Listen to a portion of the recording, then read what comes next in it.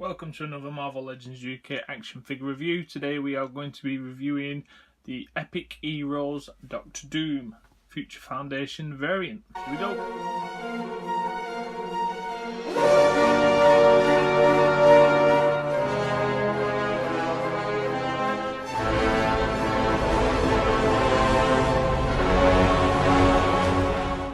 So today we're going to wind the clocks back and we're going to have a look at the Epic Heroes range. This is the Future Foundation Dr Doom, which is the white variant. I do believe he's quite hard to get hold of over in the States. The green Doom has rocketed in price since we've seen the re-release, or the release, shall we say, of the Fantastic Four figures from last year and the year before. This is my personal favourite in terms of the Dr Doom style, or the figure that we've got already. I do prefer the green one, but obviously I have had the white one in the box for a while. I felt it was time to break this bad boy out and let him breathe. As you can see from the actual artwork or the card work itself, we've got a bit of a comic variant cover. On the side we've got the Greypool, who was also available from the Epic Heroes range. We've got Mystique and Danny Moonstar. Mystique was released, Danny Moonstar wasn't, unfortunately. And down here we've got the US Agent Captain America, which was a release on the Epic Heroes line. If we flip it around, we can actually see the vast majority of these figures did come with the variant, or a planned variant. I'll zoom that in so you can see it. So we've got the US Agent, the Punisher, who the variant which was never released, which was I do believe was Blade, the Iron Man, which we saw a re-release on the classic cards. I think it was last year now, or the year before. Actually, I already had this figure re-released. Dr Doom, he came as a white variant, which is this figure. The Deadpool, or the Greypool, we actually did have a red pool as well within this wave. And then the X-Mutant, which was Mystique, and her variant was supposedly going to be Danny Moonstar. I'm not too sure if Danny Moonstar ever did make it to the actual release itself, but we do know that there was a couple of the Blades that did get released. I'll throw up a couple of images on the video. I'll do a Google search for them. But yeah, as we can see on the back, nice comic rendition of Dr Doom, Victor Von Doom himself. A couple of hazard warnings down at the bottom, which we're accustomed to. Nothing on the bottom other than maybe a UPC number. Doesn't really give much away. What I'm going to do is crack him open, have a look at his accessories, and then have a take a closer look at the figure. So here he is out of the packaging, Dr. Victor Von Doom, the Future Foundation's white variant from the Epic Heroes range.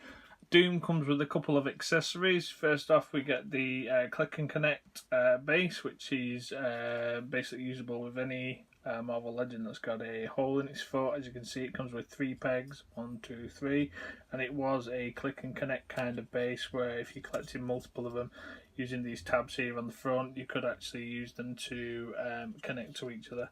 So that's actually quite a nice little feature, but I don't actually use these. I will probably be adding that to the other 30 or so that I have got, that I've collected over the years, and creating some kind of a laboratory or some danger room, war room kind of flooring.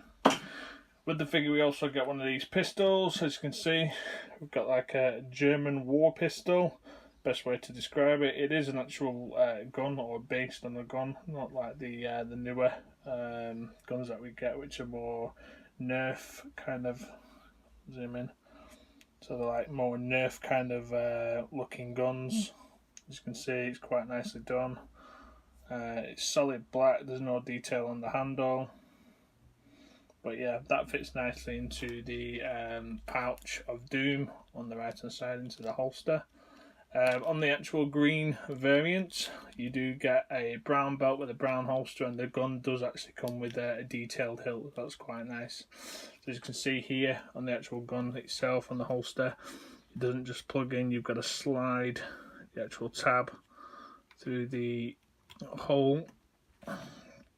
Really a nice snug fit, that's never getting lost. That's quite cool. As well with Doom, the cape is removable. It is one solid piece. This is when Hasbro was giving us solid capes. There's not much movement in the actual cape itself. It is kind of a stiff rubber material. And even though this is new out of the box, we can already see that there's some kind of markings on here. Use some nail varnish remover a little bit to get that out to make that white. The only problem is with white figures, they do mark up easily. I've seen with the Kingpin Builder figure more recently, some of theirs are turning yellow. Something to do with the plastic, I'm not too sure. Onto the actual figure, as you can see, Doom, highly detailed on the back. We've got a couple of jet propulsion accessories which are part of the sculpt. This gives him the ability to look like he's flying, which is a nice little inclusion considering that they are hidden underneath the cape. On the belt we have got the D, who likes the D, Victor Von Doom. Silver buckle to go with the rest of his attire. One of the cool things about this actual figure as well, I'll zoom in on his face in a second, but the mask was removable. Now there were a couple of people that actually had this figure that wasn't aware that the mask could come off many moons ago, but you can see the actual figure itself is quite a menacing looking character. This figure, not like the new comics these days where he's got his handsomely good looks back.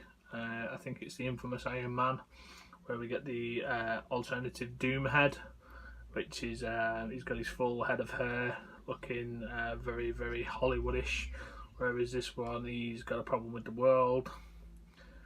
Very, very, very nice head sculpt. Eyes are painted really well, slightly off like they should be, as he was disfigured within the comics.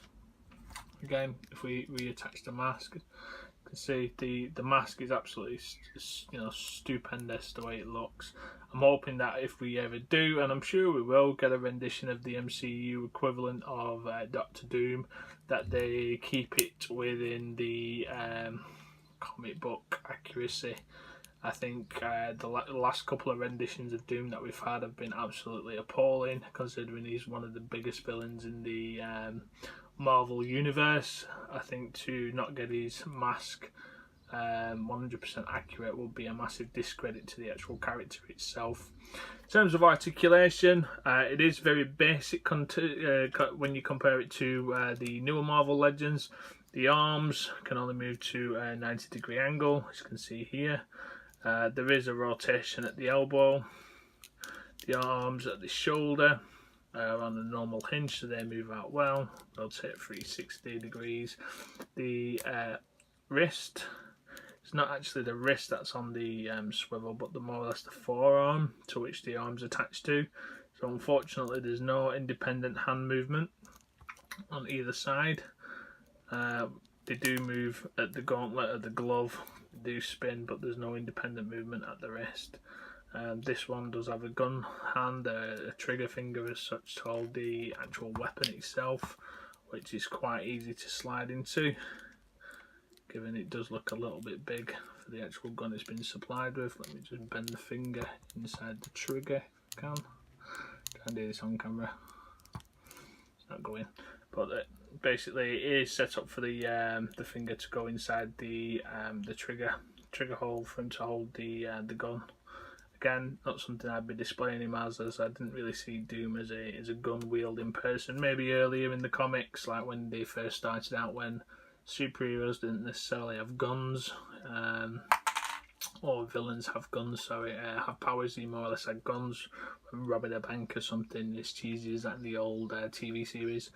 When it comes down to the knees don't necessarily bend at 90 degrees. It's quite annoying.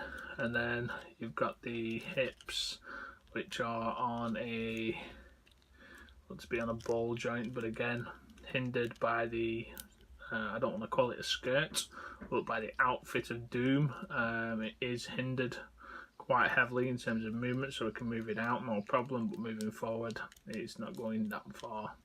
The ankle movement as well, it is on a hinge where we can move the foot up and down, but there's no pivot in there. It does only twirl from side to side. It can be moved all the way around.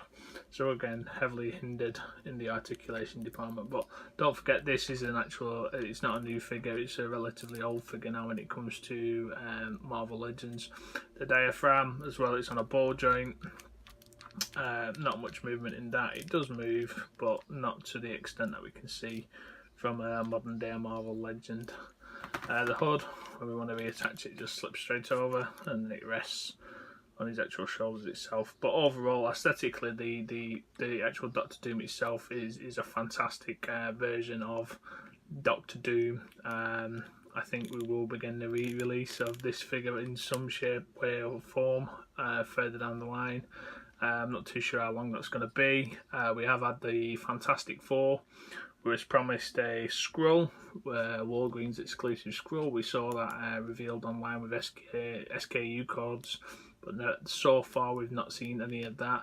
Seems a bit odd to release the Fantastic Four without releasing a villain or a reimagination of Doom. I know we've got the infamous Iron Man, but it doesn't just kind of match up to the figures that we've already had. So this was a Marvel Legends UK recap of figures gone by, Doctor Doom Epic Heroes White variant. The only place that you can really find this guy now is online, whether it be through the Facebook community or over on eBay. I know the green variant of the Doctor Doom is going for an astronomical price now, in the region of £70 and upwards. Bit annoyed if sold him, but hey, that's the way that the collecting game goes. I'll probably buy him back at some point. Thank you very much for watching this rewind review of an Epic Heroes action figure.